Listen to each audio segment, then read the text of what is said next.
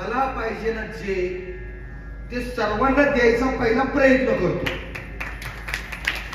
जे मला पाहिजे ना ते सर्वांना द्यायचा प्रयत्न करतो. तो सर्वांना आवडतो. मी काय म्हणतोय बघा, माझं ते माझं नाही, माझं ते आपल्या सर्वांचं आहे. माझं ते माझं नाही, माझं हे आपल्या सर्वांचं आहे. तो सर्वांना आवडतो. जो सर्वांसाठी काही ना काही करत असतो.